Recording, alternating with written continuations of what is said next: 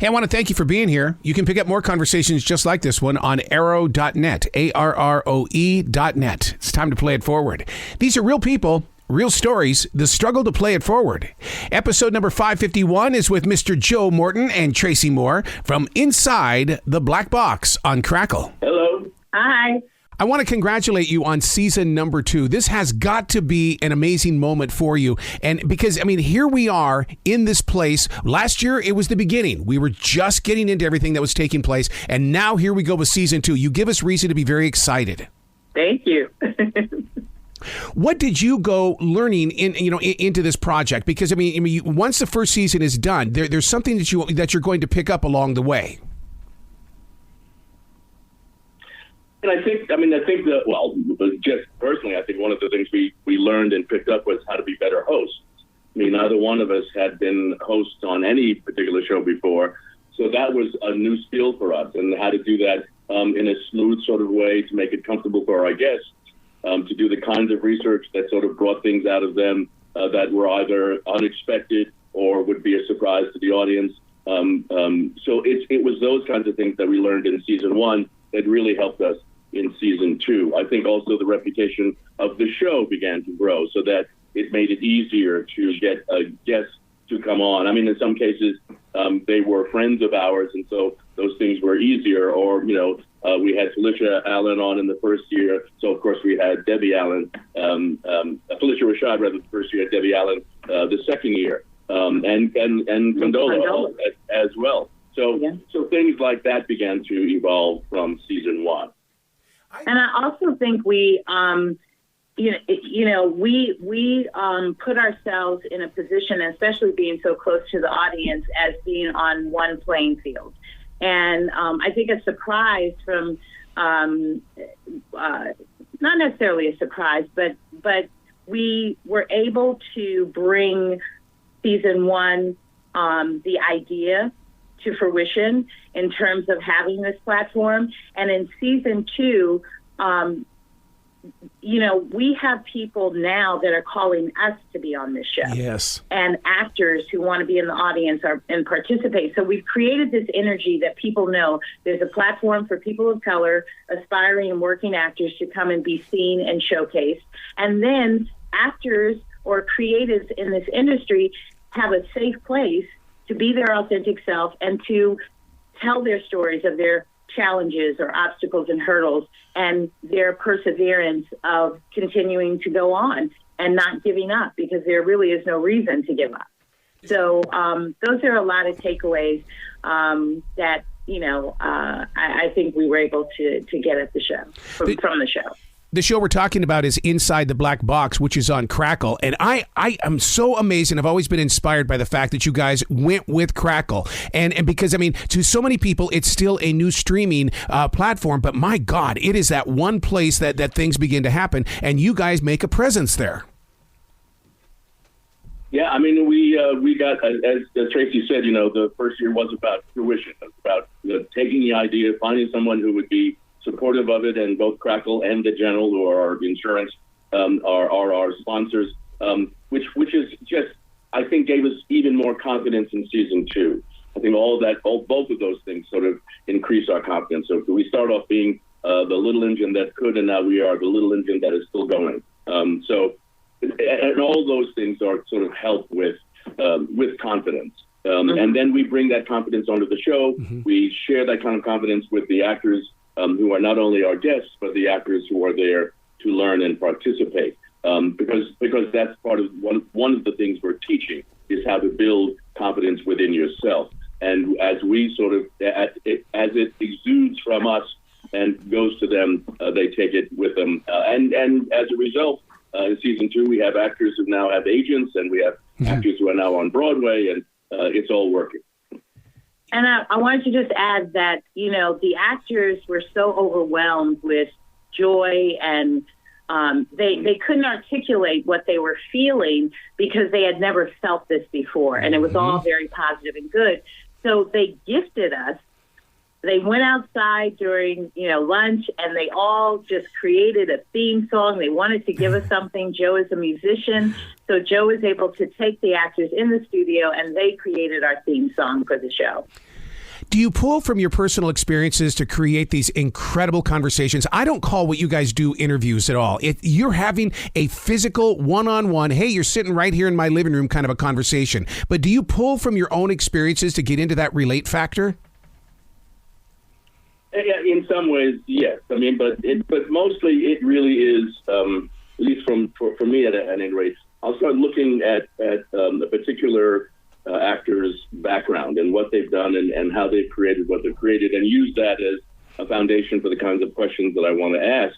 And what happens is, I think because I'm sincere in terms of trying to find something out, they begin telling us things that, that are surprising.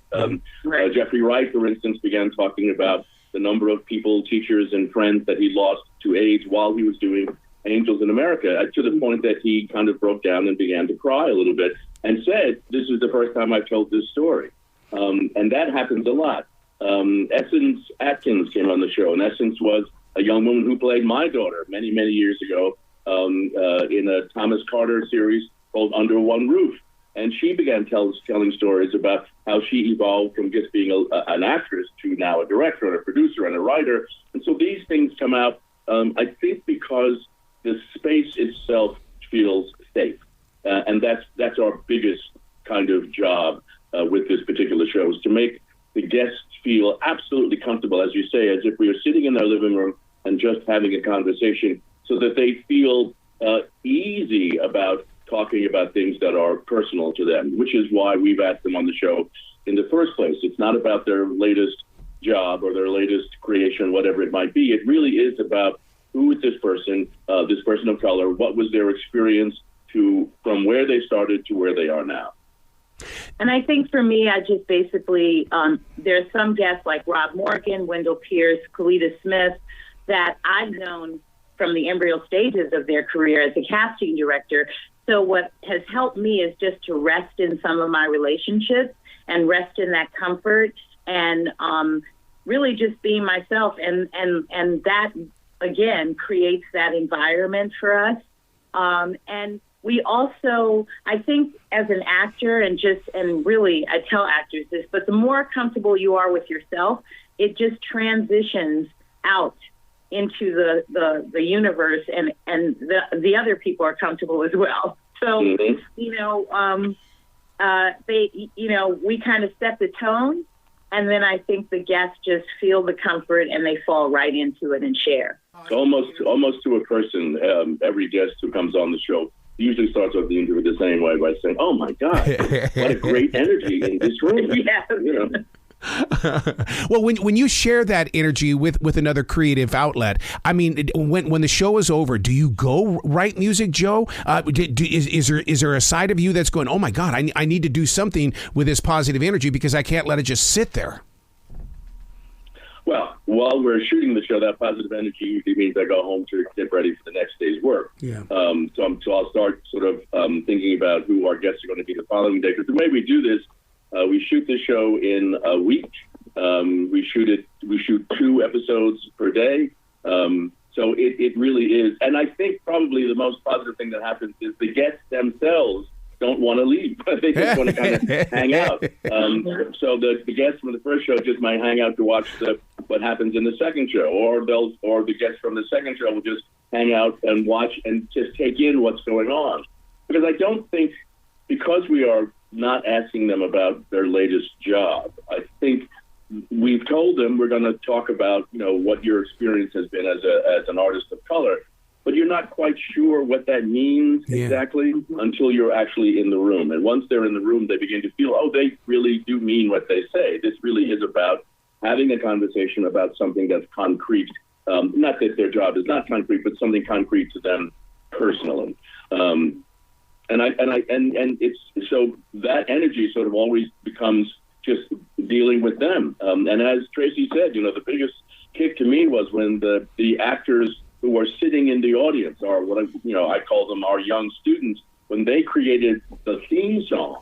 Mm-hmm. It just was that was the greatest. I mean, I just remember I just kind of swelled up inside. I was so emotionally sort of. That's how good this show made them feel. And then we took them into the studio and recreated what they had done. so that now is the theme for our show. In a very creative way, when you meet with the actors and with the other creative people, I'd like to be a fly on the wall, because I think that the meeting must be like where it's like, oh my God, you really are like this. I watched the show and you're really like this. You're very down to earth. You're filled with love. Well, I think people that know us personally, they know that, that's who we are. But the new guests, like Joe said, the environment sets the tone for the show. And, what I loved this season was how almost every guest came out like on a Soul Train line, or whether they just threw their hands in the air and whooped it up. It was that it really, for Joe and I, it just, I know for myself, I was like, okay, I know how this interview is going to go, because they came ready. The preparation that Joe and I have with them is really, breaking down the show and also encouraging them.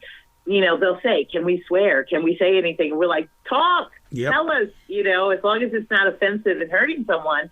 But they've never had that opportunity, and some of them don't even get the platform of our usual suspects, Jimmy Kimmel, Stephen Colbert. They don't get those opportunities to share their experiences because they're going on to promote a show or a book or something. Right. So to be able to just come on our show to talk about me, it's like that's a unique opportunity. Yeah.